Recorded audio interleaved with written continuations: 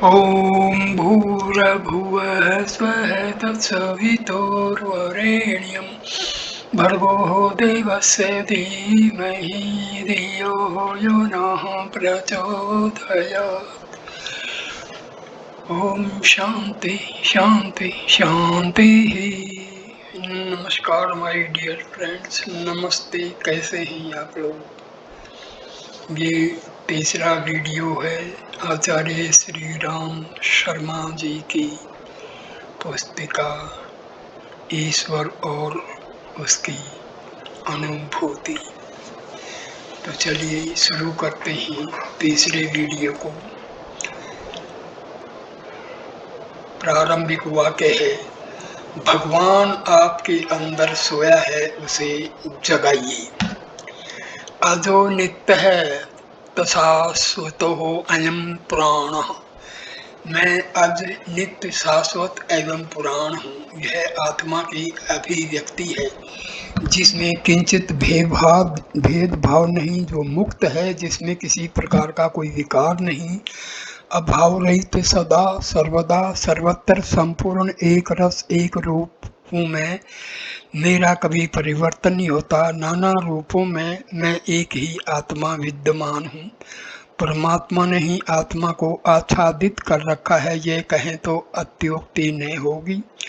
आत्मा में जो भी शक्ति और प्रकाश है वह सब परमात्मा का ही स्वरूप है। परमात्मा मुझसे विलग कहाँ, वह मैं हूँ, मैं वह हूँ। कर्तापने की भिन्नता है, अन्यथा उसमें और मुझ में अंतर नहीं। मैं और कुछ नहीं हूँ। परमात्मा की उपस्थिति ही मेरे जीवन का कारण बनी है।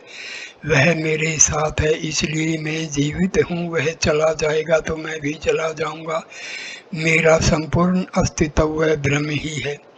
सृष्टि के प्रारंभ में परमात्मा ने अनेक प्राणियों की रचना की, पर सब अपूर्ण, सब अधूरे। किसी की शारीरिक शक्ति बड़ी थी, किसी का सौंदर्य सर्वोपरि था, कोई बोलता मधुर था, किसी को नृत्य कला अच्छी आती थी, कोई अधिक ऊंचाई तक उड़ सकता था, किसी में अधिक दौड़ने की अक्षमता थी। प्रवीण सब थे, पर किसी एक ही विषय को लेकर उपयोगी सब थे, पर सर्वांग पूर्णता किसी में नहीं थी। एक दो गुण मिलते थे और बाकी एक दूसरे से भिन्न, किसी में गुण किसी में अवगुण। यह विषमता संभवतः उसे रुचि नहीं होगी, इसलिए उसने अलौकिक देह रचने का निश्चय किया होगा। वह विलक्षण प्राणी मनुष्य है, इसमें बड़ी सूक्ष्मता और सावधानी से कार्य किया उसने। एक एक कल्पपुर्जा कीमती से कीमती बनाया, बड़ी अजब शक्तियां पिरोई, उनमें मनुष्य बनकर तैयार हुआ तो सृष्टिकार स्वयं चकरा गया। इस रचना पर उसे सबसे अधिक आश्चर्य हुआ। संपूर्ण देव शक्तियां इसमें प्रविष्ट हुई।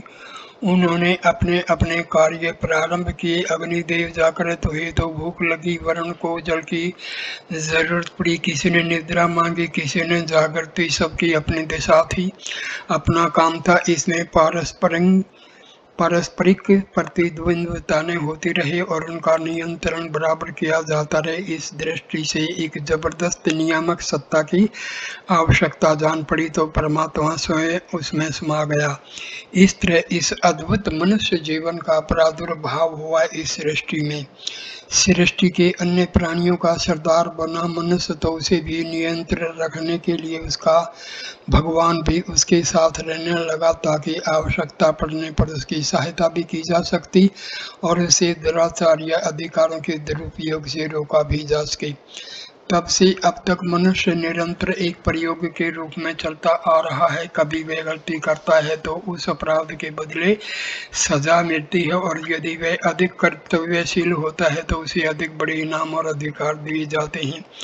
गलती का परिणाम दुख और भलाई का परिणाम सुख, सुख और दुख का यह अंतर्द्वंद्व आदि काल से चलता आ रहा है। यदि मनुष्य के संपूर्ण ऐतिहासिक जीवन पर दृष्टि डालें तो ऐसा प्रतीत होता है कि जितना समय बीतता जाता है उसकी भलाई की शक्ति मरती जाती है और उसके अंतर का असुर भाग बलवान होता जा रहा है। इसके फलस्वरूप उसके दुखों में भी बढ़ोतरी होती जा रही है। वर्तमान युग इसी स्थिति की पराकाष्ठा है, यह कहें तो अतिशयोक्ति नहीं होगी। आज लोगों में बड़ी दीनता है, लोग हीन और अभावग्रस्त हैं, मनुष्य झगड़ालू, स्वार्थी और संकीर्ण प्रवृत्ति वाला हो गया है। मनुष्य का यह अधोगामीपन देखकर विश्वास नहीं होता कि उसके अंदर परमात्मा जैसी महत्वपूर्ण शक्ति का निवास हो सकता है। दुर्बल मनुष्य में सर्वशक्तिमान परमात्मा ओतप्रोत हो सकता है, इनकी इन दिनों कल्पना भी नहीं की जा सकती। मनुष्य की दयनीय दिशा का एक ही कारण है और वह यह कि उसके अंदर का भगवान मूर्छित हो चुका है, अथवा उसने अपनी मनोभूमि इतनी गंदी बना ली है जहाँ परमात्मा का प्रखर प्रकाश संभव नहीं। यदि वह सचेत रहता, उसकी मानसिक शक्तियाँ प्रबुद्ध रहती, भलाई की शक्ति जीवित रहती, वह जिन साधनों को लेकर इस वसुंधरा पर अवतीर्ण हुआ है वे अचूक ब्रह्म अस्त्र हैं। उनकी शक्ति वज्र से भी प्रबल है। सृष्टि का अन्य कोई भी प्राणी उसका सामना करने को समर्थ नहीं हो सकता।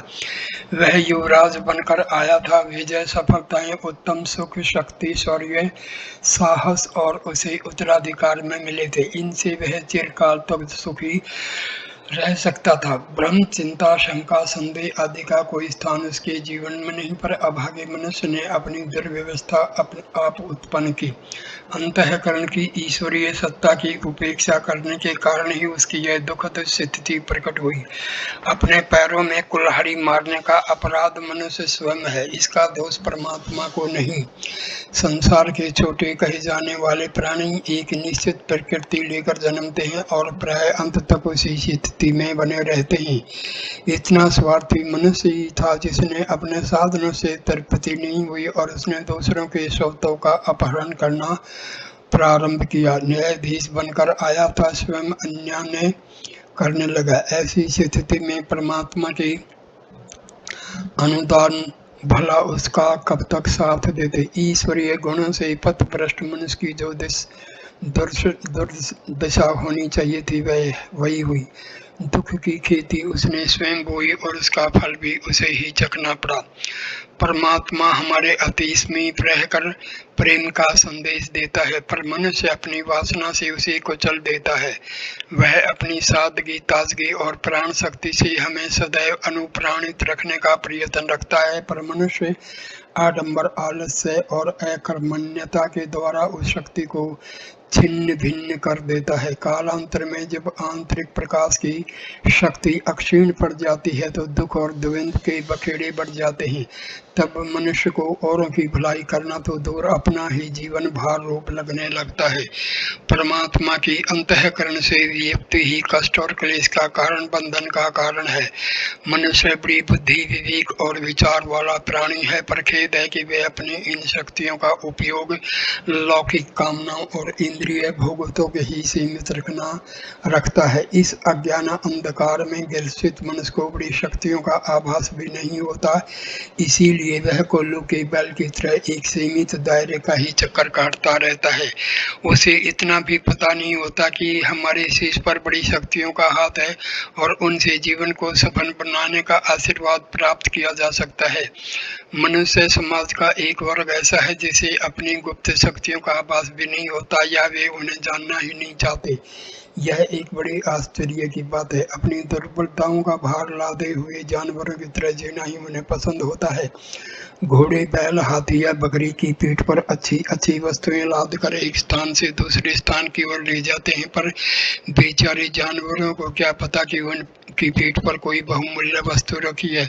उनके लिए विचारवान या विवेक का उतना ही महत्व है जैसी पीठ पर कीमती सामान रखने वाले घोड़े या हाथी की दशा होती है।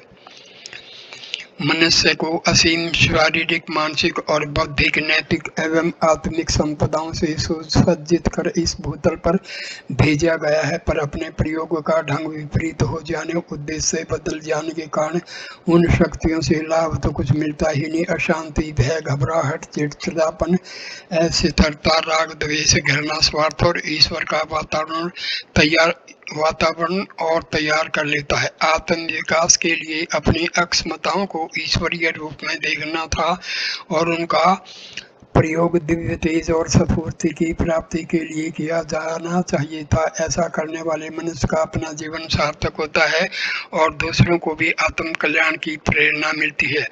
आप अपनी मानसिक दुर्बलताओं का विश्लेषण किया कीजिए, देखिए क्या यह कामनाएं और वासनाएं अंत तक आपका साथ देंगी। आप इस पर जितना अधिक विचार करेंगे उतना ही वे तुच्छ प्रतीत होंगे और उनके प्रति आपके जीव में घृणा उत्पन्न होगी। मानसिक दुर्बलताएं रुकेंगी तो आंतरिक शक्तियों का प्रस्फुरण तीव्र होगा, आपके अंदर का ईश्वरीय अंश बढ़ेगा। ईश्वर दिव्य है, वह आपके अंदर दिव्यता लाना चाहता है, वह सत्य है और वैसी ही प्रतिक्रिया आपके अंदर चलाने की उसकी इच्छा होती है। आपके मन का मैल दूर हो तो आपका जीवन ईश्वरीय मनमोहकता दिव्यता का आकर्षण केंद्र बन जाए और उसकी सुवास से आपका सारा वातावरण महक जाए। अपने भीतर समाविष्ट अमिट सत्य को पहचानिए, यह सत्य आपको संकीर्णता से मुक्त कर देगा।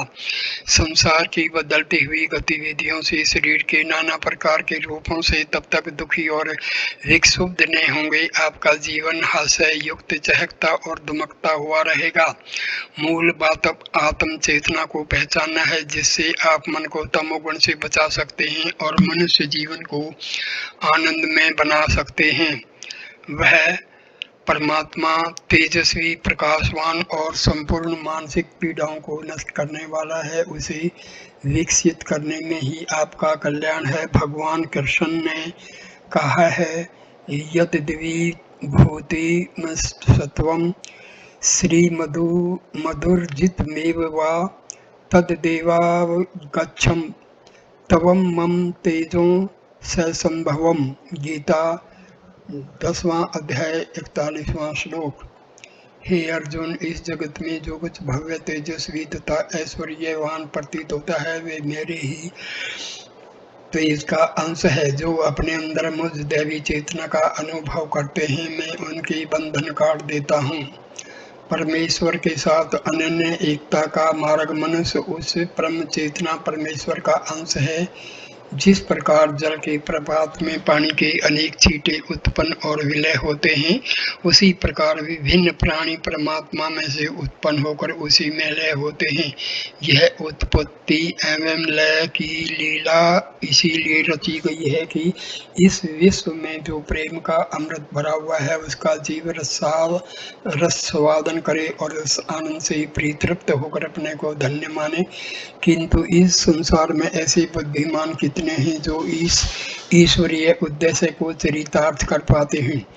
अधिकांश लोग दुर्भाग्य, कष्ट, अभाव, क्लेश एवं उद्वेग की जिंदगी जीते हैं।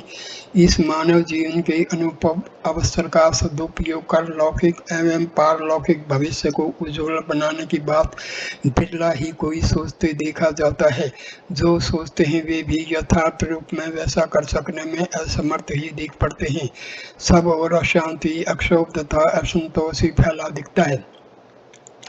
यह दुर्लभ मानव जीवन मनुष्य को भार स्वरूप बना हुआ है। ईश्वरीय मंतव्य से विपरीत मनुष्य की जीवन गति पर विचार करने से यही बात समझ में आती है कि कहीं पर कोई बड़ी भूल हो रही है, नहीं तो शुद्ध बुद्ध और आनंद रूप परमात्मा के अंश मनुष्य के पास शोक संताप का क्या काम। उसे तो अपने अंशी की तरह ही शांत और प्रसन्न होना चाहिए। मनुष्य की इस दुखपूर्ण स्थिति की कारणभूत भूल पर विचार करने से यह पता चलता है कि मनुष्य अपने स्वरूप को भूला हुआ है और यही अज्ञान उसको शोक संतापों के कुछ कंटकों में घसीट रहा है। जीवन का मंतव्य, महत्व, मूल्य तथा उपयोग भी स्मरण कर देने से उसका मार्ग गलत हो गया है। जिसको यह ही पता न रहे कि मैं क्या हूँ, मेरा कर्तव्य और लक्ष्य क्या है, उसका जीवन पथ ठीक भी कैसे हो सकता है। उसका भटक जाना, पथ भ्रांत हो जाना स्वाभाविक है।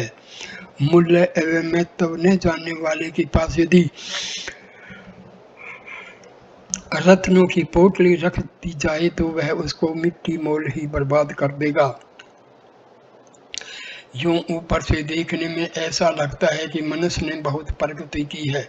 वैज्ञानिक विकास और सुख सुविधा के प्रचुर साधन तथा वैभवपूर्ण रहन सहन देखकर ऐसा विश्वास नहीं होता कि मनुष्य इतना दुखी और विक्षुब्ध होगा कि उसे जीवन एक असह्य भार सा अनुभव हो।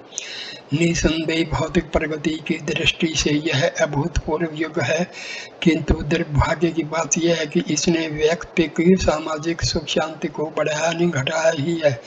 यह बाह्य जीवन के साथ साथ आंतरिक जीवन का विकास न करने का ही परिणाम है। यह विकास एकांगी एवं अपूर्ण है। अपूर्णता दुखों की मूल मानी गई है। दो पहियों पर चलने वाली गाड़ी को यदि एक पहिए पर घसीटा जाए तो असुविधा और तकलीफें ही बढ़ेंगी। मनुष्य का जीवन बाह्य एवं आंतरिक दो भागों से मिलकर बना है। यदि दोनों समानांतर गति पर न रहेंगे तो वांछित सुख शांति के लिए निराश ही रहना होगा। विषमता स्पष्ट है। बाह्य भौतिक और अथवा वैज्ञानिक विकास अक्षितिज के छोर छूता हुआ आगे बढ़ रहा है और आंतरिक आत्मिक अथवा आध्यात्मिक प्रगति पाताल की ओर गिरती जा रही है। अपेक्षित सुख शांति के लिए इन दोनों गतियों में संतुलन एवं सामंजस्य स्थापित करना होगा। उसका उपाय यह है कि भौतिक प्रगति के साथ हम सब मनुष्य को अपना सत्य स्वरूप जीवन का उद्देश्य तथा उसका मूल्य महत्व फिर समझना होगा और उसी गरिमा के अनुसार अपनी गतिविधि का निर्धारण करना होगा।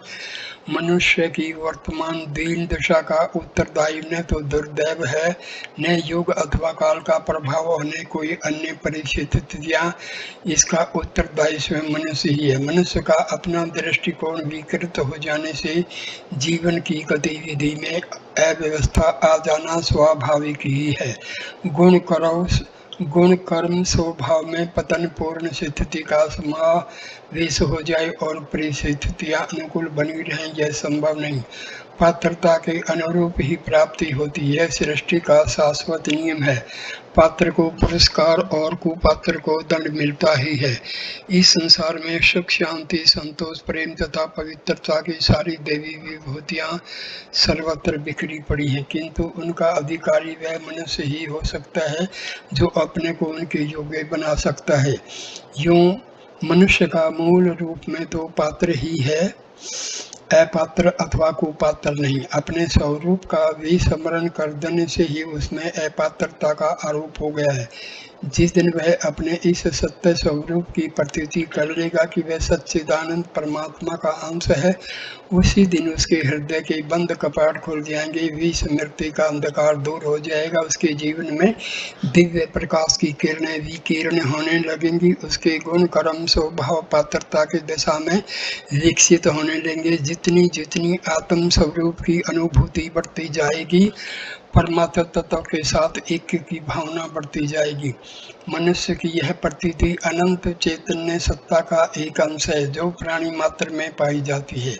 उसकी अन्य प्राणियों से आत्मीयता स्थापित कर देगी। उसका विरोध द्वेष तथा स्वार्थ की सारी भावनाएं नष्ट हो जाएंगी, जिनका परिणाम अनंत प्रेम के रूप में हृदय में भर जाएगा। हृदय की परिपूर्णता सारे सुखों की मूल है।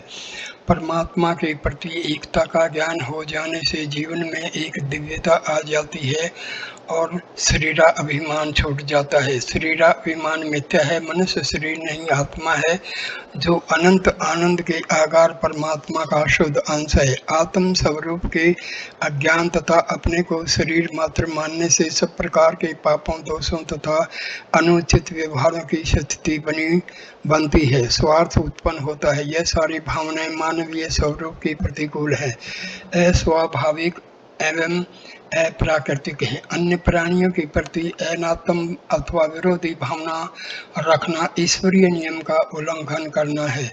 साधारण सांसारिक तथा सामाजिक नियमों का अतिक्रमण करने से जब समाज की व्यवस्था अस्त व्यस्त हो जाती है, संकट तथा आपत्तियों के बादल घेरने लगते हैं, तब ईश्वरीय नियम का विरोध कितने बड़े संकट उपस्थित कर देगा, इसका अनुमान लगाना कठिन है। क्रोध द्वेष निंदा गुस्सा आदि की बुराई प्रस्तुत करते रहने से चारों ओर बुराई का ही प्रसार होगा, जिसका हानिकारक प्रभाव क्या व्यक्ति और क्या समाज क्या मन और शरीर सभी पर पड़ेगा।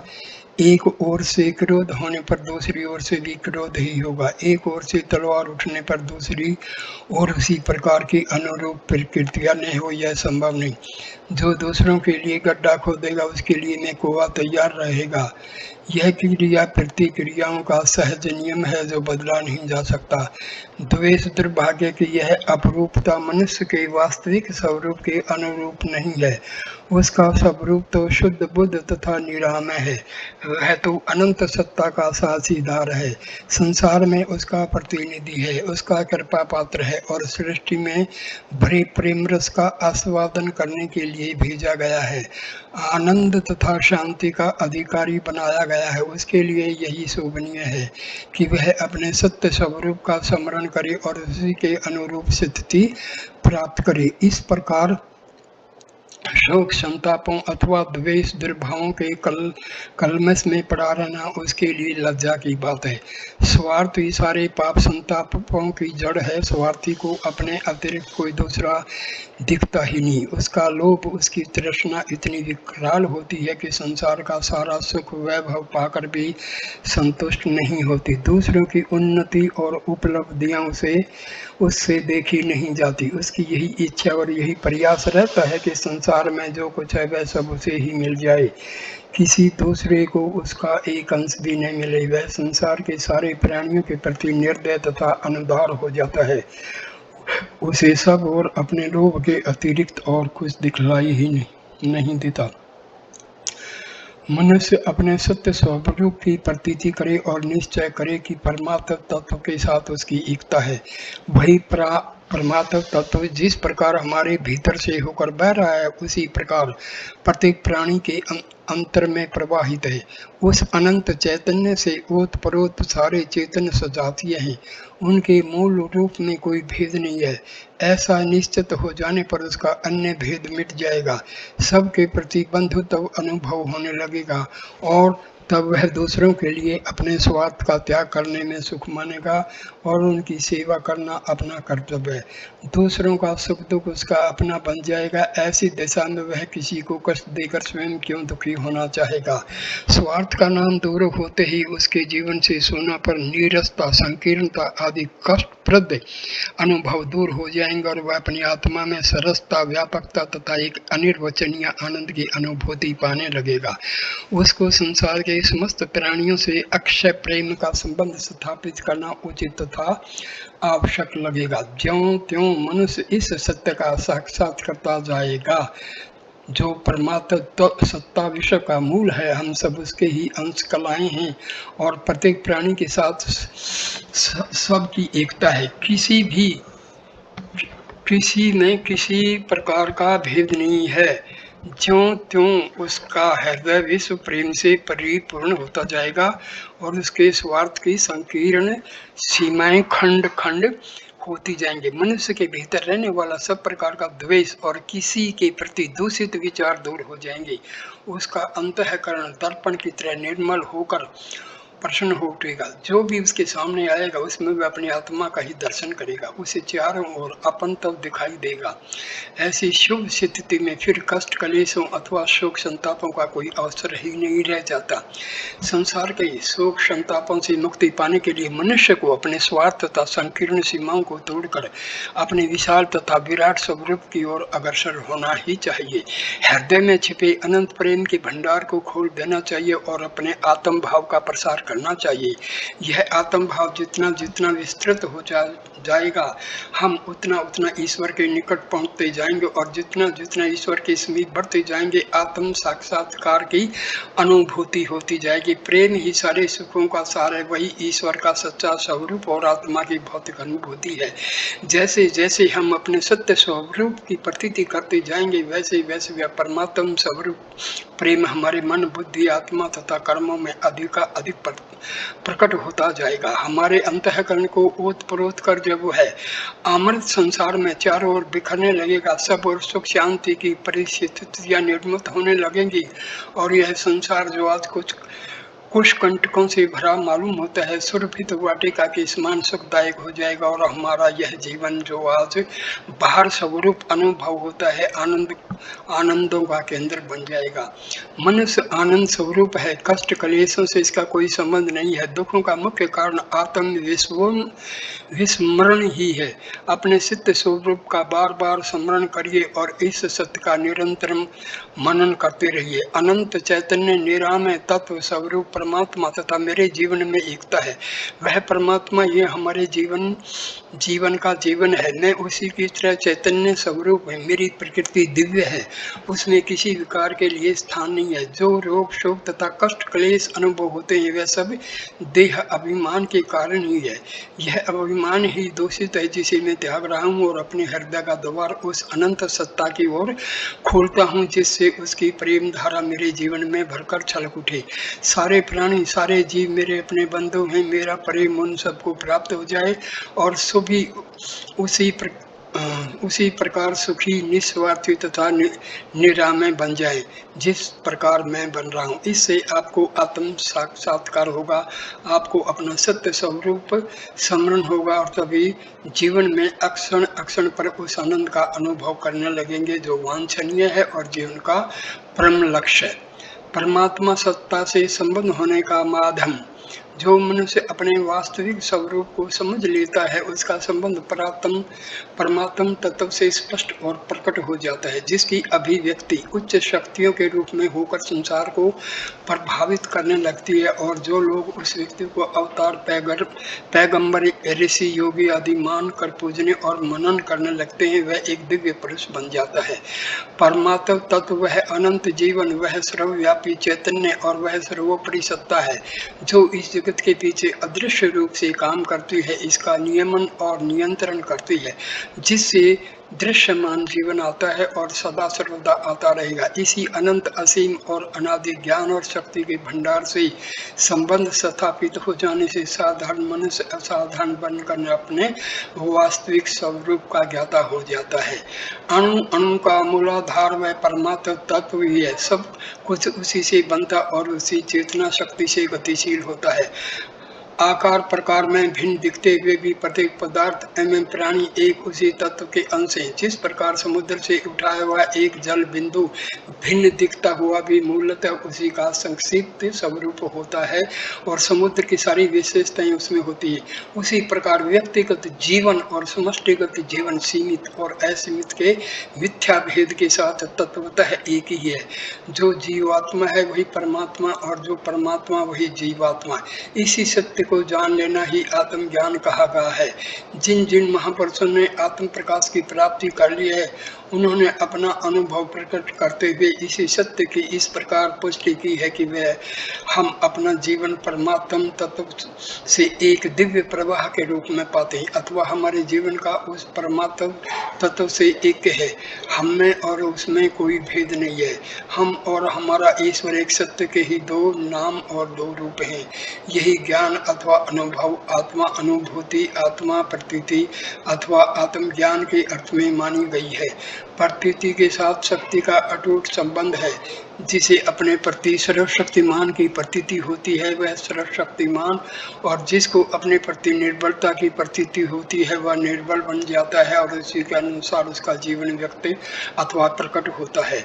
अपने प्रति इस प्रतीति की स्थापना करने का प्रयास ही आत्मज्ञान की ओर अग्रसर होना है, जिसका उपाय आत्म चिंतन के सिवाय क्या हो सकता है। जब यह चिंतन अभ्यास पाते पाते अविचल, असंदिग्ध, अतर्क और अविकल्प हो जाता है तभी मनुष्य में आत्मज्ञान का दिव्य प्रकाश आपसे आप विकीर्ण हो जाता है। दिव्य शक्तियां स्वयं आकर उसका वर्णन करने लगती हैं और वह साधारण से असाधारण, सामान्य से दिव्य और व्यष्टि से समष्टि रूप होकर संसार के लिए आश्चर्य योगी अवतार अथवा सिद्ध रूप हो जाता है। आत्मज्ञान ही मनुष्य का सर्वोच्च लक्ष्य है। जिसने इस लक्ष्य की ओर ध्यान नहीं दिया, भौतिक विभूतियों के लोभ में इसकी उपेक्षा कर दी, उसने मानव जीवन का सारा मूल्य गंवा दिया। जो अवसर परमात्मा से संबंध स्थापित करने और उससे बहने वाले दिव्य प्रकाश को ग्रहण करने की योग्यता उपार्जित करने के लिए मिला था, उसे अज्ञान के अंधकार में अटकते भटकते रहकर खो दिया यह भूल मनुष्य जैसे विवेकशील प्राणी के लिए अनुचित और अवांछनीय है। इस अविवेक को त्याग कर हर भटके हुए व्यक्ति को शीघ्र से शीघ्र सत्य मार्ग पर आ ही जाना चाहिए। जीवन का प्रत्येक क्षण अमूल्य और अलभ्य है, एक बार बीत जाने पर दोबारा नहीं मिलता। इसलिए भूल सुधारने में जितनी शीघ्रता की जाएगी उतना ही हितकर होगा। मनुष्य की महत्ता इस एक जीवन में ही अपना सर्वोच्च लक्ष्य प्राप्त कर लेने की है। नहीं तो इतना तो कर ही लेना बुद्धिमानी है कि जो जीवन शेष है अभी अपने अधिकार में है उसको सत्य पथ पर नियोजित कर जितना जो कुछ बढ़ा जा सके बढ़ा चला जाए। इस अपेक्षित अभियान का तारतम्य आगामी जीवन में बना रहेगा और तब वह उसी निर्धारित सत्य मार्ग पर प्रारंभ से ही चल पड़ेगा। प्राय लोगों में यह भ्रांत धारणा काम करती है कि शरीर छूट जाने के बाद उसके साथ जुड़ी हुई हर बात यहीं छूट जाती है, किंतु सत्य इससे सर्वथा भिन्न है। शरीर छूट जाने पर भी जीवन का अंत नहीं होता। जीवन तो एक अनंत एवं अविच्छिन्न प्रवाह है जो सदा सर्वदा एक तारतम्यता के साथ प्रवाहित होता रहता है। जीवन अमर है, इसका कभी नाश नहीं होता है। जीवात्मा स्थूल लोक को त्याग कर इसके पश्चात आने वाले लोक के नए आकार में जीवन कर्म को पूर्ववत चालू रखता है। जीवात्मा का परमात्मा की ओर अग्रसर होने का यही विधान है। वे कूद कर अथवा छलांग लगाकर पूरे पथ को पार नहीं करता, वर्ण कर्म कर्म से सोपान अनुसोपान पर चढ़ता पैर रखता हुआ ऊपर चढ़ता है।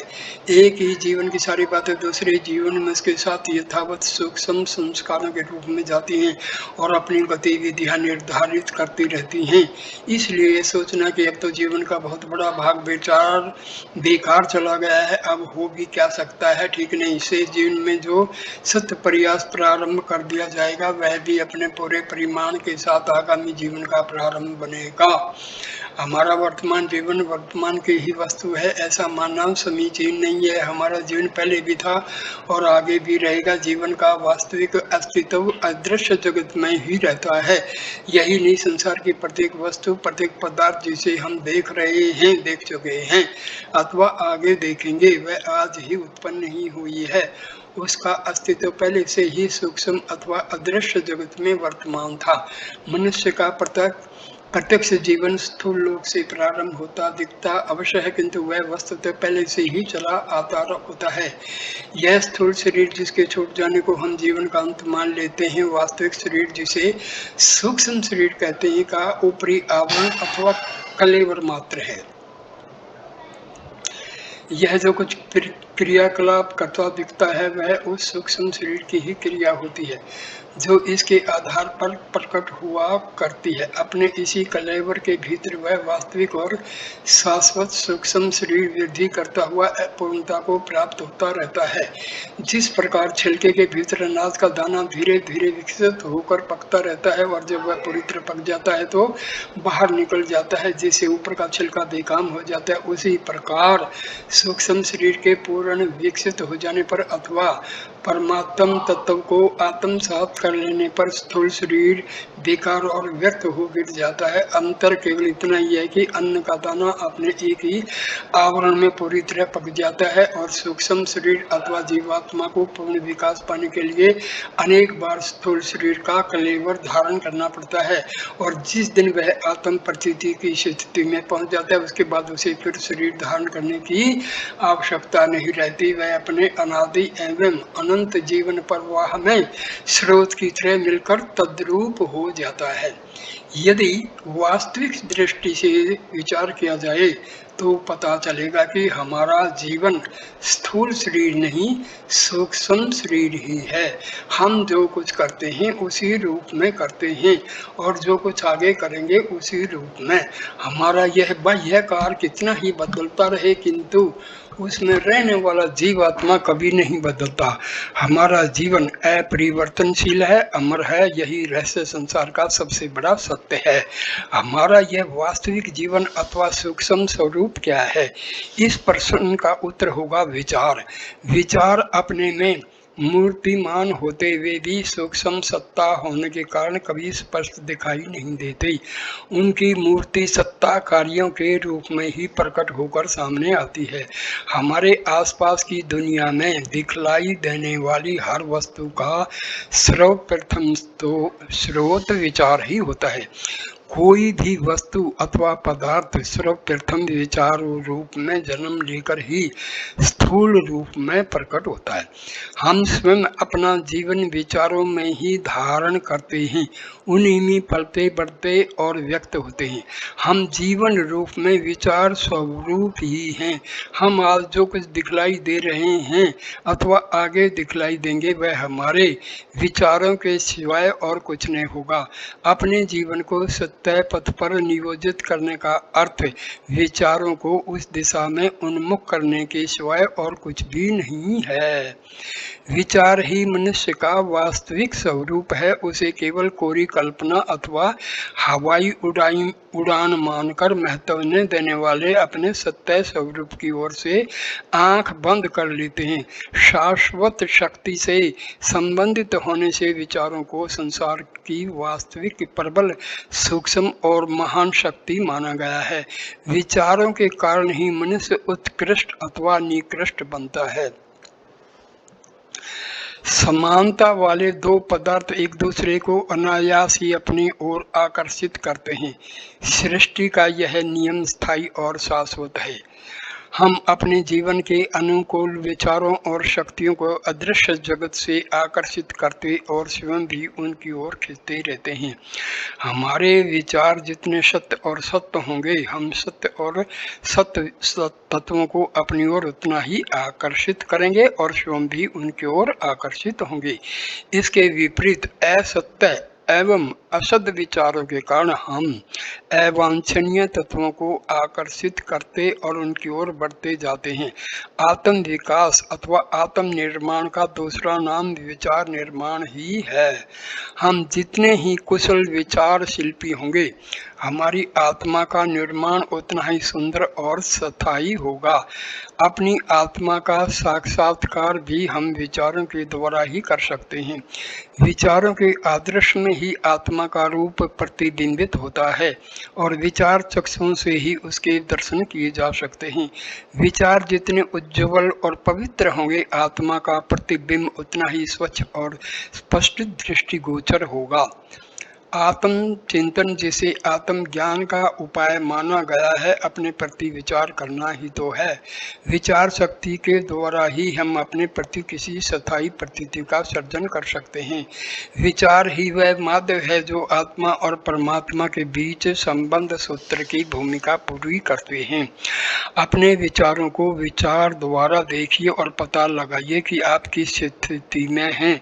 आपका जीवन यान ठीक उस पथ पर अग्रसर हो रहा है या नहीं, जो परमात्म तत्व की प्राप्ति के सर्वोच्च लक्ष्य की ओर जाता है। यदि ऐसा है तो निरंतर चलते जाइए और यदि कोई त्रुटि है तो रुकिए और अपने जीवन यान का दृष्टिकोण बदलकर ठीक दिशा में नियोजित कर लीजिए। मनुष्य का सर्वोच्च लक्ष्य परमात्म तत्व से स्थायी संबंध स्थापित करना है और मनुष्य उस परम प्रवाह की एक अविच्छिन्न तरंग है। यह प्रतीति प्राप्त कर लेना ही आत्मज्ञान माना गया है। इसका एकमात्र उपाय आत्मचिंतन है, जिसे विचार क्रिया भी कह सकते हैं। इस प्रकार यदि हम इस विचार का अभ्यास करते लगातार आगे बढ़ते रहे कि हम स्थूल नहीं सूक्ष्म जीवन हैं जो अजर और अमर है, जिसका सीधा संबंध उस परमात्मा तत्व से ही रहता है, किंतु अज्ञान का अंधकार उस सत्य का अनुभव नहीं होने देता। इसलिए अब हम उस अंधकार से निकलकर प्रकाश में आ गए हैं। हमारी यह प्रतीति निरंतर बढ़ती जाती है कि हम बिंदु रूप में सिंधु और आत्मा के रूप में परमात्मा ही हैं। तो कोई कारण नहीं कि हम शीघ्र ही अपने सर्वोच्च लक्ष्य को प्राप्त न कर लें। ऐसा विचार आत्मा से ग्रहण करते ही वह सर्वव्यापक परमात्मा तत्व है अपने अनंत जीवन और हमारी आकर्षित होता हुआ हमारे जीवन में, और हमारा जीवन बढ़ता हुआ उसमें मिलने लगेगा, और तब हमारे बीच के सारे व्यवधान और अवरोध विरत हो जाएंगे, फिर चाहे वह देह अभिमान हो अथवा मोह अंधकार। उपासना आवश्यक है और अनिवार्य भी। परमात्मा के जितने ही समीप हम पहुँचते हैं उतनी ही श्रेष्ठताएं हमारे अंतःकरण में उपजती तथा बढ़ती हैं। उसी अनुपात से आंतरिक शांति की भी उपलब्धि होती चलती है।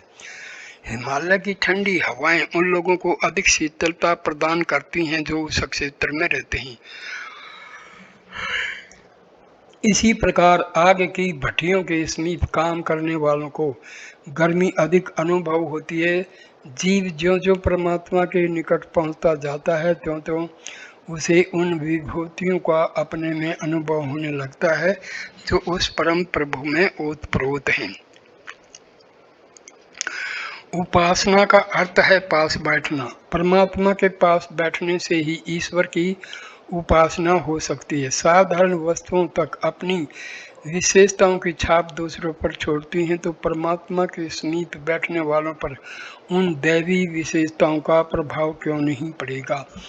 मनुष्य वाटिका में जाते ही फलों की सुगंध से चित्त प्रसन्न होता है। चंदन के वृक्ष अपने समीपवर्ती वृक्षों को सुगंधित बनाते हैं। सज्जनों के सत्संग से साधारण व्यक्तियों की भी मनोभावनाएं सुधरती हैं। फिर परमात्मा अपनी महत्ता की छाप उन लोगों पर क्यों नहीं छोड़ेगा जो उसकी समीपता के लिए प्रयत्नशील रहते हैं। आत्मा के परमात्मा के निकट पहुंचने पर वही बात बनती है जो गर्म लोहे और ठंडे लोहे के एक साथ बांधने पर होती है। गर्म लोहे की गर्मी ठंडे में जाने लगती है और थोड़ी देर में दोनों का तापमान एक सरीखा हो जाता है।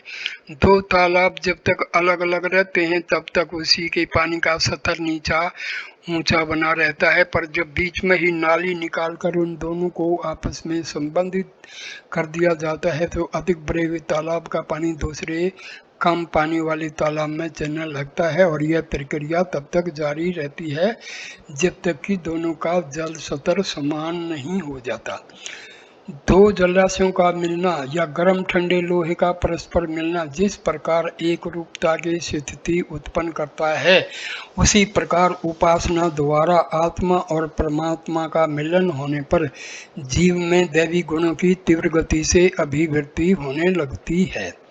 किसी व्यक्ति की उपासना सच्ची है या झूठी है उसकी एक ही परीक्षा है कि साधक की अंतरात्मा में संतोष, प्रफुल्लता, आशा, विश्वास और सद्भावना का कितना मात्रा में अवतरण हुआ है।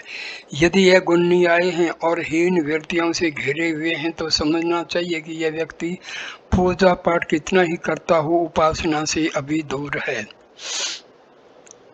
पूजा पाठ अलग बात है, उपासना अलग। उपासना के लिए पूजा पाठ से कर्म कांड की चिन्ह पूजा करते रहने मात्र से उपासना का उद्देश्य प्राप्त नहीं हो सकता। जीव को जीवन धारण करने के लिए शरीर की आवश्यकता होती है, पर शरीर ही जीवन नहीं है।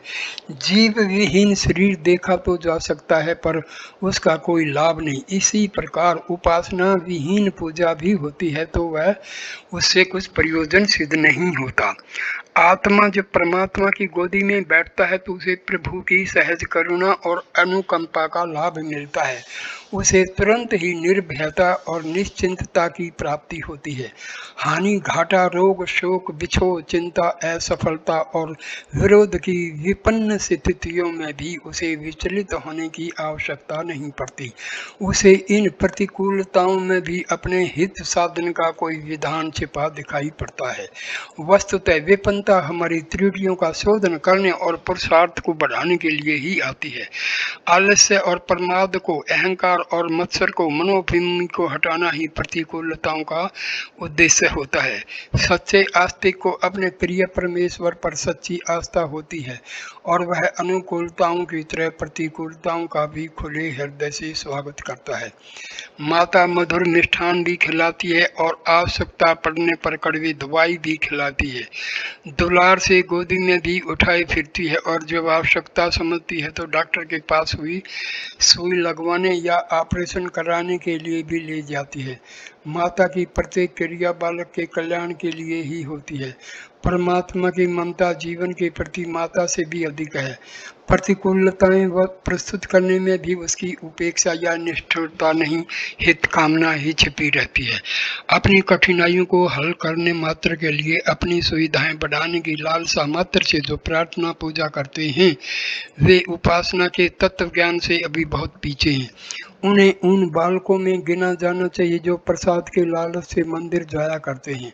ऐसे बच्चे वे आनंद कहाँ पाते हैं जो भक्ति रस में निमग्न एक भावनाशील आस्तिक को प्रभु के सन्मुख हृदय खोलने और मस्तक झुकाने में आता है। प्रभु के चरणों पर अपनी अंतरात्मा को अर्पण करने वाले भाव विभोर भक्त और प्रसाद की मिठाई लेने के उद्देश्य में खड़े हुए भिखमंगे में जो अंतर होता है वही सच्चे और झूठे उपासकों में होता है। एक का उद्देश्य परमार्थ है, दूसरे का स्वार्थ है। स्वार्थी को कहीं भी सम्मान नहीं मिलता। परमात्मा की दृष्टि में भी ऐसे लोगों का क्या कुछ मूल्य होगा। लोहार अपनी दुकान पर लोहे के टुकड़ों से तरह तरह की चीजें बनाता रहता है। उन टुकड़ों को वह कभी गर्म करने के लिए भट्टी में तपाता है, कभी पानी में डालकर ठंडा कर लेता है। इस विसंगति को देखकर कोई भोला मनुष्य असमंजस में पड़ सकता है कि लोहार ने इस दुमुखी प्रक्रिया को क्यों अपना रखा है, पर वह कारीगर जानता है कि किसी लोहे के टुकड़े को बढ़िया उपकरण की शक्ल में परिणत करने के लिए दोनों ही प्रकार की ठंडी गर्म प्रणालियों का प्रयुक्त होना आवश्यक है। मनुष्य के जीवन में भी सुख दुख का धूप छां का अपना महत्व है। रात दिन की अंधेरी उजेली विसंगतियां ही तो काया कालक्षेप का एक सर्वांग पूर्ण विधान प्रस्तुत करती है। यदि मनुष्य सदा सुखी और संपन्न रहे तो निश्चय ही उसकी आंतरिक प्रगति रुक जाएगी। जो झटके प्रगति के लिए आवश्यक है उन्हें ही हम कष्ट कहते हैं। इन्हें सच्चा भक्त कड़वी औषधि की तरह ही सिरोधार्य करता है। सन्निपात का मरीज जैसे डॉक्टर को गाली देता है, वैसी भूल समझदार आस्तिक ईश्वर के प्रति नहीं कर सकता।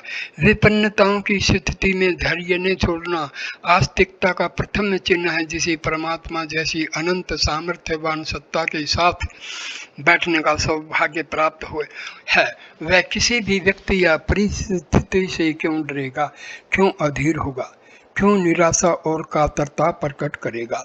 धैर्य और साहस की अजस्र धारा उसके मन क्षेत्र में से उठती ही रहनी चाहिए। जो आस्तिक है उसकी आशा कभी अक्षीण नहीं हो सकती। वह केवल उज्जवल भविष्य पर ही विश्वास रख सकता है। अंधकार अनात्म तत्व है। आत्म प्राणी व्यक्ति के चारों ओर प्रकाश, केवल प्रकाश रहना चाहिए। उसे झुंझलाने और खिन्न होने की आवश्यकता क्यों पड़ेगी। आस्तिकता माने आत्मविश्वास करने वाले को अपना भविष्य सदा उज्जवल एवं प्रकाशमान ही दिखाई देगा। उपासना का दूसरा प्रतिफल है श्रेष्ठताओं की वृद्धि। क्योंकि परमात्मा समस्त श्रेष्ठताओं का केंद्र है, उसका सानिध्य आत्मा को दिन प्रतिदिन उत्कृष्ट बनाता चलता है। भक्त को अपना भगवान सब में दिखाई पड़ता है, इसलिए वह हर किसी की अच्छाइयाँ देखता है और उनकी चर्चा एवं विचारणा करते हुए अपने आनंद और दूसरों के सद्भाव को बढ़ाता है। निंदा और ईर्ष्या असुरता के दो प्रधान अस्त्र हैं। इनका प्रयोग उसी पर किया जा सकता है जिसके प्रति परायपन का, शत्रुता का भाव रहे। जब सब अपने हैं तो अपनों की निंदा कैसी, अपनों से ईर्ष्या कैसे। बुराई को तोड़ने के लिए नहीं, अच्छाई को बढ़ाने के लिए उसके प्रयत्न होते हैं। अच्छाई को बढ़ाना ही वस्तुतः बुराई को तोड़ना है। बुराई तोड़ दी जाए और उसके स्थान पर अच्छाई की स्थापना न हो तो टूटी हुई बुराई फिर उपज आती है। आस्तिकता का दृष्टिकोण अच्छाई को बढ़ाना होता है ताकि बुराई के लिए कोई गुंजाइश ही न रहे। वह सदा अच्छाई की चर्चा करेगा, प्रेम से दुष्टता को प्राप्त करेगा। दुष्टता करके प्रेम के अंकुरों को जला देना असज्जनों का काम है। आस्तिक असज्जन नहीं हो सकता। प्रेम, करुणा, आत्मीयता और सौजन्य की अजस्र धाराएं परमात्मा से प्रवाहित होती रहती हैं। प्राणी मात्र का पोषण, संरक्षण एवं अभिवर्धन इन्हीं विशेषताओं के द्वारा तो वह करता है। ऐसे प्रभु के समीप बैठने वाले में, उपासना करने वाले में यही विशेषताएं अवतरित होती रहती हैं। अपने भाई बहनों के प्रति, प्राणी मात्र के प्रति अनंत करुणा और आत्मीयता की भावनाएं उपासक के अंतःकरण में उद्भूत होती हैं। उनको चरितार्थ करके वह अपने जीवन को यशस्वी बनाता है और मन अक्षेत्र में धारण किए रहकर अनंत शांति का अनुभव करता है। परमात्मा की उपासना का प्रतिफल पाने के लिए प्रतीक्षा करनी पड़ती है। कई व्यक्ति पुरुषार्थ के मूल्य पर मिलने वाली भौतिक संपदाओं को परमात्मा से मुफ्त में ही पाने की आशा लगाए हुए दीनहीन भिक्षुक की तरह बैठे रहते हैं। जिन्हें प्रेम और उत्सर्ग की उच्च भावना से प्रेरित होकर प्रभु के चरणों में बैठने की आकांक्षा है, उन्हें अपने प्रियतम का प्रेम प्रतिपादित करने के लिए अक्षण भर भी प्रतीक्षा नहीं करनी पड़ती। उपासना वासना की आग को बुझाती है, तृष्णा की जलन को शांत करती है, चिंता भीति और घृणा को उन व्यथाओं को हटाती है जो मानव जीवन को निरंतर अशांत बनाए रहती है। उपासना और आत्म शांति एक ही वस्तु के दो पहलू हैं। आत्मा अपनी उद्गम सत्ता परमात्मा की ओर उन्मुख होगी तो निश्चय ही उसे प्रकाश मिलेगा। परमात्मा का प्रकाश पड़ने पर आत्मा भी अपने सत्य चित्त आनंदमय स्वरूप के साथ प्रकाशवान दिखता है। ऐसे प्रकाशवान जीवन में नर से नारायण की, पुरुष से पुरुषोत्तम की, आत्मा से परमात्मा की प्रत्यक्ष परिणति दृष्टि गोचर होती है। इसलिए उपासना को मानव जीवन की सर्वोपरि बुद्धिमत्ता माना गया है। ईश्वर उपासना क्यों? चील अपने शिकार की खोज के लिए आसमान की ओर उड़ान भरती है। एक निश्चित ऊंचाई पर जाकर वह गोलाई में चक्कर लगाना प्रारंभ करती है। वहां से उसे अधिक दूर दूर तक की चीजें देखने में सुगमता मिलती है। चील उस ऊंचाई से जमीन की प्रत्येक दृश्य वस्तु को बड़ी सूक्ष्मता से परखती है और जब उसे अपने शिकार का पता चल जाता है तो वह तेज झपट्टा मारकर उसे पकड़ ले जाती है। चील यह कार्य जमीन में या कम ऊंचाई वाले वृक्षों पर बैठकर भी कर सकती थी, पर छोटी ऊंचाई से छोटे स्थान का ही अवलोकन किया जा सकता है। छोटी सी जगह में शिकार मिले या नहीं मिले, इस संदेह से बचने के लिए ही वह ऊंचे उड़ती, नीचे देखती और आसानी से अपने शिकार ढूंढ लेती है। मनुष्य की स्थिति भी ठीक ऐसी ही है। अपने आसपास की वस्तुओं को वह स्थूल आंख और छोटे विवेक से परखता है। इसलिए मनुष्य जीवन में आने का वह अपना लक्ष्य अधिक निश्चयपूर्वक खोज नहीं पाता। अपने जीवन उद्देश्य से अपरिचित रहे व्यक्ति का तौर तरीका, रहन सहन और विचार व्यवहार भी प्राय अस्त व्यस्त श्रेणी के होते हैं। जिस मनुष्य ने सही लक्ष्य का ज्ञान प्राप्त कर लिया हो उसका जीवन व्यर्थ ही समझना जिस मनुष्य ने सही लक्ष्य का ज्ञान प्राप्त न किया हो उसका जीवन व्यर्थ ही समझना चाहिए। ईश्वर उपासना से मनुष्य को वह स्थिति प्राप्त होती है जहां से वह अधिक सूक्ष्मता, दूरदर्शिता एवं विवेक के साथ संसार उसकी परिस्थितियों का निरीक्षण करता है। अपने ही अक्षुद्र अहंकार से संसार की तुलना करने से मनुष्य के प्रत्येक कार्य में संकीर्णता रहती है। संकीर्णता के कारण आत्मा अपनी विशालता का, अपनी शक्ति और सामर्थ्य का आनंद नहीं लूट पाती। मनुष्य तुच्छ सा बना रहता है। ठीक उसी तरह जिस तरह सृष्टि के अन्य जीव जंतु आत्मा के सच्चे स्वरूप के ज्ञान के लिए वह ऊंचाई अपेक्षित है जो ईश्वर उपासना से मिलती है। सही लक्ष्य का ज्ञान उस स्थिति का बार बार मनन किए बिना प्राप्त नहीं होता। जब भी कोई ईश्वर उपासना के लिए तत्पर होता है तो वह इस आधार को ही लेकर चलता है कि इस संसार का कोई मुख्य नियामक शक्ति अवश्य होनी चाहिए। प्रत्येक वस्तु का कोई न कोई रचयिता होता है। विश्व का तब सृजनहार भी कोई होगा अवश्य। जब इस तरह की मान्यता अंतःकरण में उत्पन्न होती है तो तत्काल मनुष्य के सोचने के ढंग में परिवर्तन होता है। अब तक वह जिन वस्तुओं से अनावश्यक लगाव रख रहा था अब उनके प्रति कौतूहल पैदा होता है। अब तक जो वस्तुओं से सामान्य सी प्रतीत होती थी अब उनमें विशद विज्ञान भरा दिखाई देने लगता है। इस तरह मनुष्य का ज्ञान विकसित होता है और विश्व के सच्चे स्वरूप को जानने के लिए छटपटाहट भी। यह दोनों बातें मनुष्य के सही लक्ष्य के चुनाव के लिए आवश्यक थी। दोनों ही ईश्वर की उपासना से मिलती हैं। उदाहरणार्थ सूर्य, चंद्रमा, पृथ्वी, सागर, नदियां, पहाड़ आदि प्राकृतिक वस्तुएं जिन्हें साधारण मनुष्य यूं ही देखकर छोड़ देते हैं, ईश्वर उपासक उन्हें विराट रूप में देखता है। वह सोचता है कि इतना बड़ा संसार बना कैसे, यह पदार्थ है क्या, यह शरीर कहाँ से आया और इसके भीतर निवास करने वाले अहंकार का स्वरूप क्या है। उपासना का सत्र जितना विकसित होता है, गूढ़ प्रश्न उतने ही अधिक मात्रा में प्रस्फुटित होते हैं। विचार करने की अक्षमता भी उसी अनुपात में बढ़ती है और यह निश्चित है तब मनुष्य अपने जीवन उद्देश्य की समीपता की ओर भी तीव्रता से अग्रसर होने लगता है। साधारण व्यक्ति इस संसार के भौतिक पदार्थों में सुख ढूंढते हैं। ज्ञान का उनकी दृष्टि में कोई महत्व नहीं होता, पर इससे मनुष्य जीवन में विकार पैदा होते हैं, बुराइयां आती हैं और कठिनाइयां बढ़ती हैं। जब तक मनुष्य भौतिक सुखों में भटकता है तब तक वह अपनी परेशानियां ही बढ़ाता है। उसे यह ज्ञान नहीं होता कि सुख और दुख में अंतर क्या है।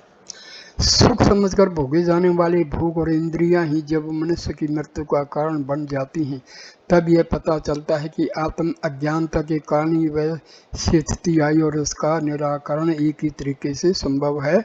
उसी का नाम है ईश्वर उपासना, जहाँ से ज्ञान का प्रादुर्भाव होता है। ईश्वर उपासना में लगी हुई बुद्धि मनुष्य में इतना विवेक भरती है जिससे वह संसार की अक्षुद्र वासनाओं से बचने का प्रयत्न करता है और विश्व के सर्वोच्च सत्य को पहचानने का प्रयत्न करता है। सच्चाई का अनुभव किए बिना ही सुख कहाँ। अज्ञान तो मनुष्य के दुख का ही कारण बताया गया है। अपनी आंख से अपनी आंख को देख पाना बड़ा कठिन होता है। जब कोई ऐसी आवश्यकता पड़ती है तो दर्पण ढूंढते हैं और उसके माध्यम से आंख की स्थिति का पता लगाते हैं। मनुष्य इसी तरह अपने भीतर ही बैठकर अपनी स्थिति का सही अंदाज नहीं लगा सकता।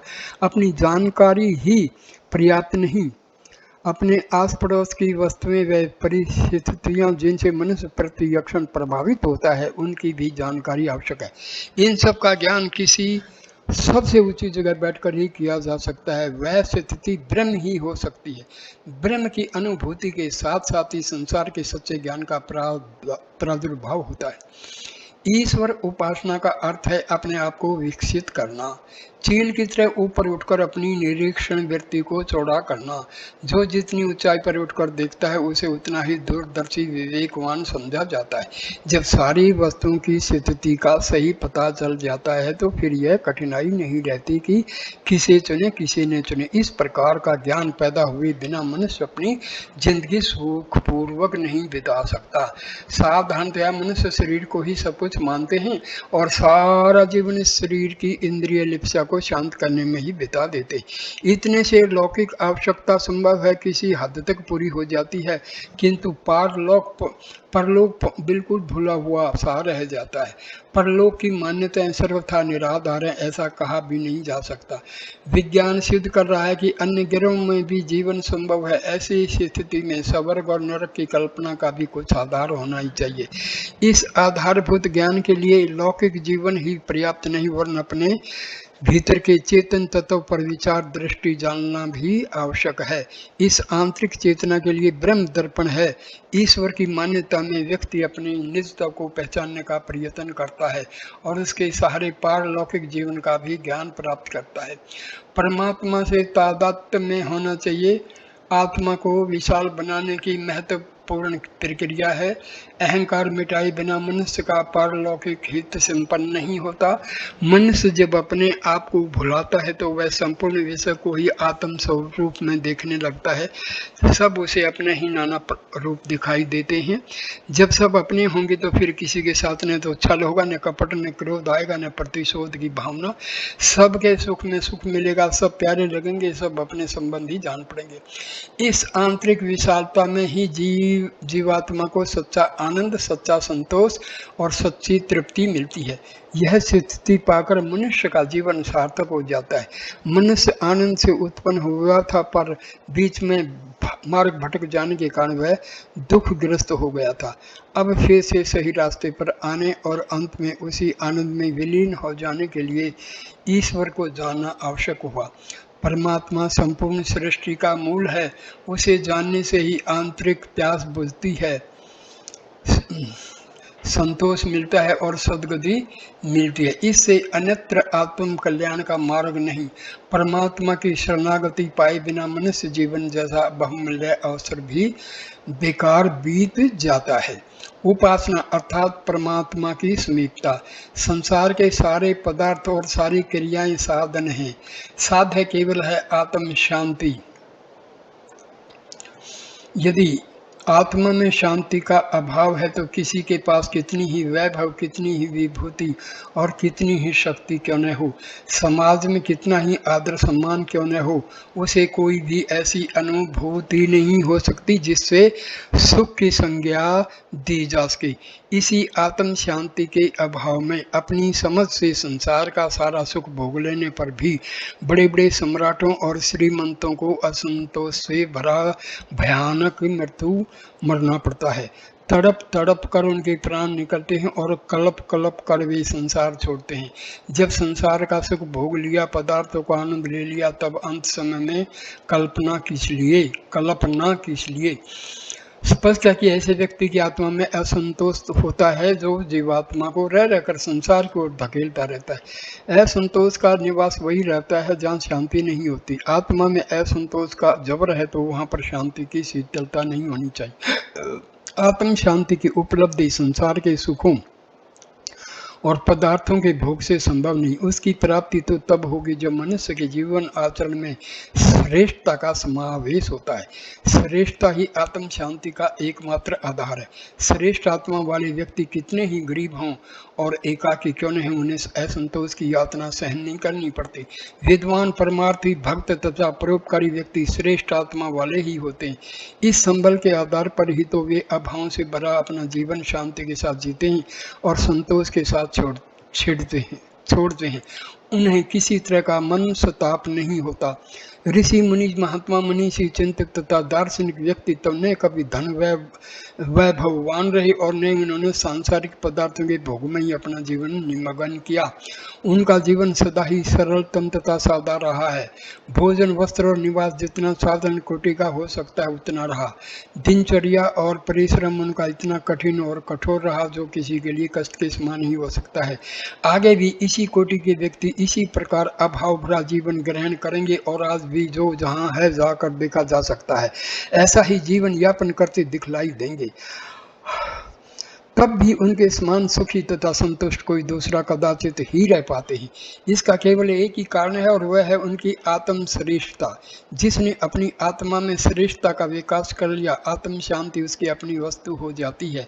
साध्य पर अधिकार हो जाने पर साधनों से चिपटे रहना किसी के लिए श्रेयस्कर हो सकता है। सूर्य का प्रकाश उपलब्ध होने पर दीपक जलाने की आवश्यकता ही नहीं रह जाती। जिसका विकल्प आत्म शांति है, उस श्रेष्ठता का लक्षण है शुभ दर्शन। श्रेष्ठ व्यक्ति को सारे संसार में, सारी दिशाओं में, सारी घटनाओं तथा सारे संयोगों में केवल कल्याण के ही दर्शन होते हैं। वह शुभ के लिए ही शुभ कर्म करता है और उनके परिणाम को किसी भी रूप में शुभ ही देखता और कल्पना करता है। निराशा, निरुत्साह, खेद, दुख, पश्चाताप, अमंगल अथवा असंभाव्य की आकांक्षा उसे विचलित नहीं कर पाती। जो स्थिति उसकी असफलता तथा संपन्नता में रहती है वही सफलता एवं विपन्नता में रहती है। उसका हर्ष, उसका सुख और उसका संतोष भंग नहीं होता। दुनिया पर यदि दृष्टिपात किया जाए तो एक दो नहीं सैकड़ों व्यक्ति हंसते, खेलते, बोलते, मुदित तथा प्रसन्न होते दिखलाई देते हैं। उनको देखकर यह कठिन हो जाएगा कि उनके जीवन में कोई दुख, ताप, अशांति और असंतोष भी हो सकता है। कहने के लिए यह भी कहा जा सकता है कि ये सब श्रेष्ठ आत्मा व्यक्ति होंगे। इन्हें आत्म शांति मिल चुकी होगी, तभी तो यह प्रसन्नता इनके मुख मंडलों पर विराजमान दिखलाई दे रही है। पर बात वास्तव में वैसी नहीं होती।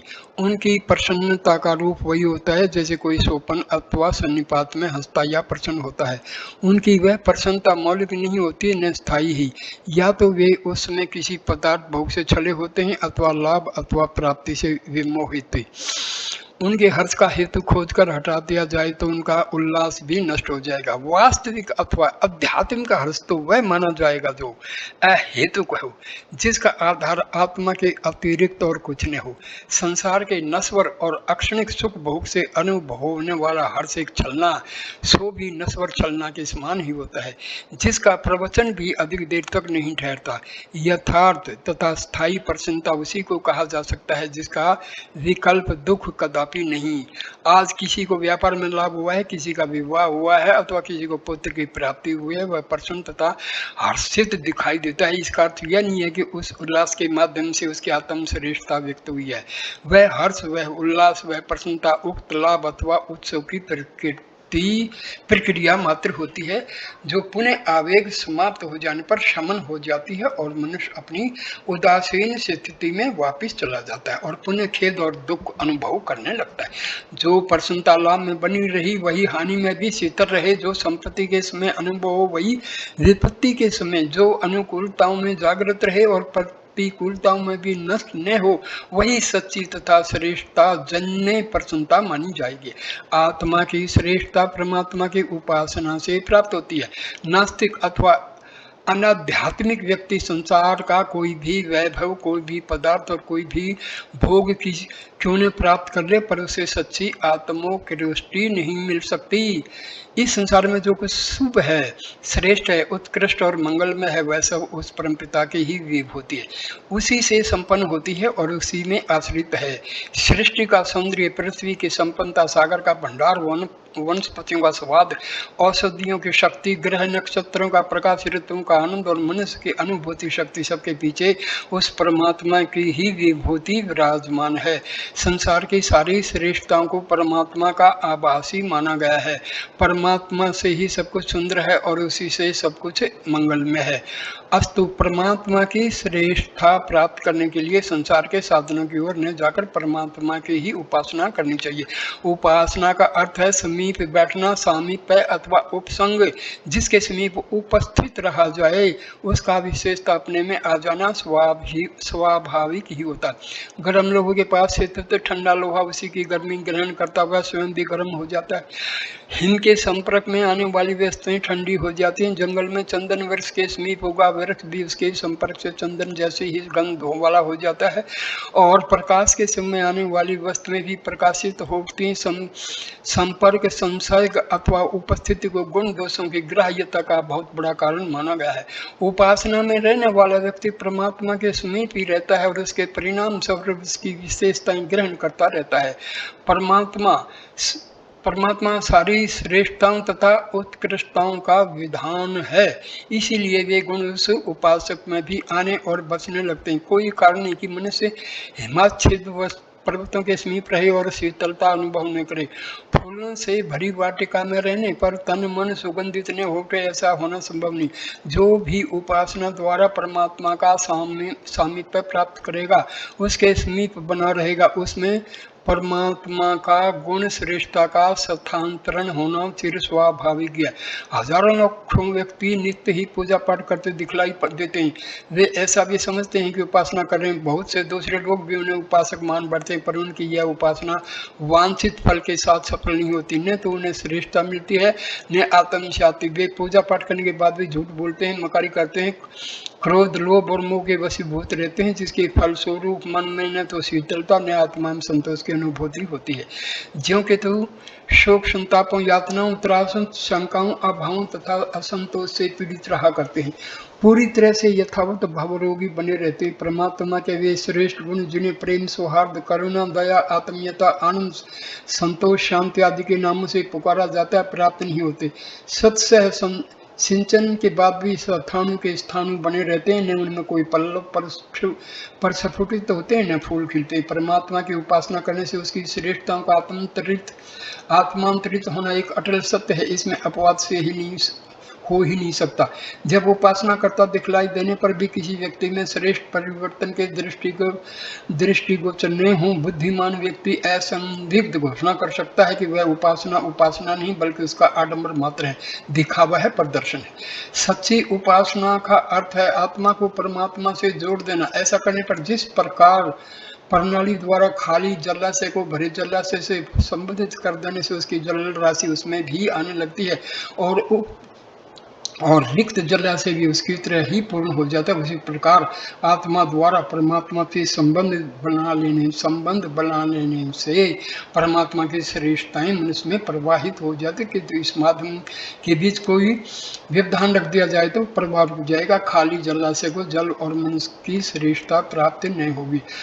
आग के पास बैठने पर ठंडा लोहा ऊष्मा प्राप्त करता है, पर यदि आग और उसके बीच लकड़ी का एक पटला रख दिया जाए तो लोहा आग की गर्मी से वंचित रह जाएगा। इसी प्रकार जब उपासना की विधि में आत्मा और परमात्मा के बीच कामनाओं का व्यवधान डाल दिया जाता है तो मनुष्य परमात्मा को ग्रहण करने से वंचित रह जाता है। जिन उपासकों में परमात्मा के लक्षण संकलित होते दिखलाई ने समझ लेने से उसकी आत्मा और परमात्मा के बीच कामनाओं, वांछनाओं तथा वासनाओं का व्यवधान पड़ा हुआ है, और जब तक यह व्यवधान हटाया नहीं जाएगा उपासना का वास्तविक फल प्राप्त होना संभव नहीं।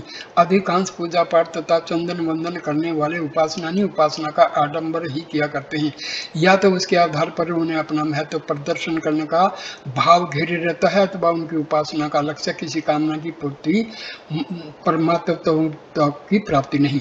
मनुष्य जीवन का चिर साध्य है आत्म शांति, जिसका आधार है वे श्रेष्ठताएं जो मनुष्य के स्वभाव में स्वाभाविक गुण हैं और जिन्हें उपासना के आधार पर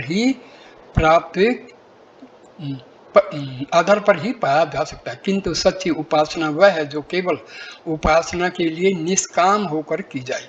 निष्काम रूप से उपासना प्रारंभ कर परमात्मा से आत्मा का संबंध स्थापित करिए और श्रेष्ठता की उपलब्धि कर सुख शांति के अक्षय आनंद से भरे जीवन और अनंत की परख कीजिए। यहाँ पर मैं इस वीडियो को विराम देता हूँ। धन्यवाद, नमस्ते। प्लीज़ इस वीडियो को लाइक कीजिए, कमेंट कीजिए, शेयर कीजिए और चैनल को सब्सक्राइब कीजिए। अगला चौथा वीडियो उपासना का उद्देश्य आत्म शांति, इससे शुरू किया जाएगा। नमस्कार माय डियर फ्रेंड्स, नमस्कार।